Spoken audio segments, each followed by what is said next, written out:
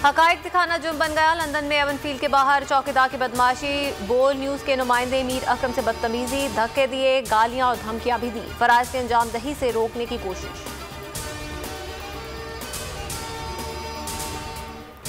नए इंकशाफ में हुकूमती टीम मैदान में आ गई। फवाद चौधरी ने सारे मामले को मरियम नवाज के केस पर असरअंदाज होने की प्लानिंग करार दे दिया। मुराद सईद बोले, शरीफ खानदान सनद याफ्ता झूठे हैं।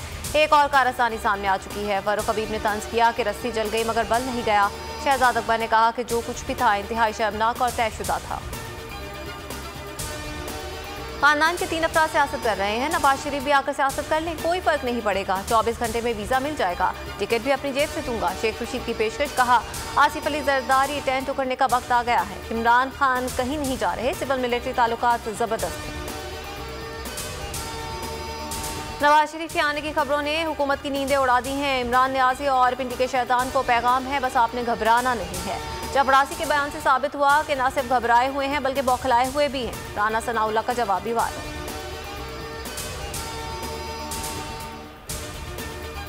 शहीद जमहूरियत की याद। उत्तर मशरिक और मुस्लिम उम्मा की पहली खातून वज़ीर आज़म बेनज़ीर भुट्टो की शहादत को 14 बरस बीत गए।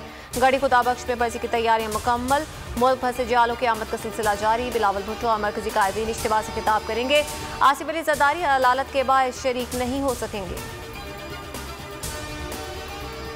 बेनज़ीर का कत्ल एक आलमी साजिश था। साबिक सदर आसिफ अली जरदारी पर लगने वाले इल्जाम झूठ का परिंदा है। राजा परवेज अशरफ कहते हैं कि मोहतरमा की शहादत से सबसे बड़ा नुकसान आसिफ अली जरदारी और उनके बच्चों को हुआ।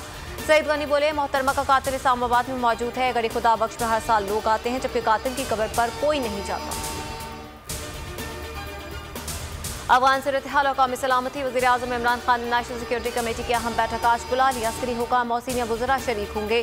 ताज़ा तरीन सूरत-ए-हाल पर ब्रीफिंग दी जाएगी।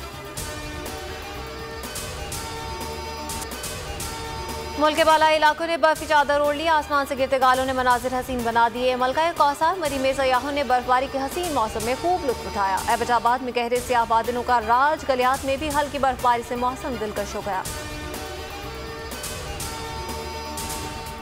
और नजमुद्दौला बैरुल मुल्क मिर्जा असदुल्ला खान गालिब का 224वां यौम पैदाइश।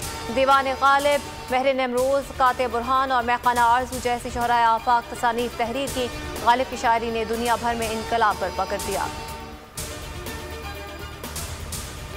अस्सलाम वालेकुम, आप देख रहे हैं बोल न्यूज़ और मैं हूं आमना अकरम। हेडलाइंस आपने जानी, खबरों से फिलहाल इतना ही। मजीद खबरों और तफसीलात के लिए विजिट कीजिए हमारी वेबसाइट bolnews.com। देखते रहिए बोल न्यूज़। सब्सक्राइब करें और बेल दबाएं ताकि कोई खबर रह न जाए।